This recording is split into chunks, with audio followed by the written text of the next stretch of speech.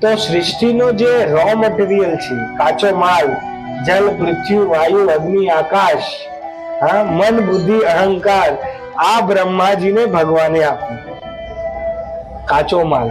અને કાચો માલને સૃષ્ટિનું રૂપ આપવું, દરેક જીવોને ઉત્પન્ન કરવું, એનું જ્ઞાન પણ ભગવાને બ્રહ્માજીને આપ્યું.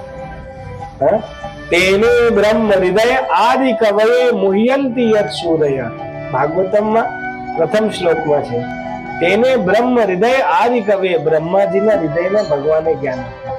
ચારે વેદનું જ્ઞાન બ્રહ્માજીને કોને આપ્યું? ભગવાને. ત્યારે બ્રહ્માજી બધું જ સામગ્રીઓ અને બધું જ્ઞાન અને શક્તિ લઈને આ સૃષ્ટિની ઉત્પત્તિ કરી. તો હવે સૃષ્ટિની ઉત્પત્તિ કરતા કોને કહેવાય?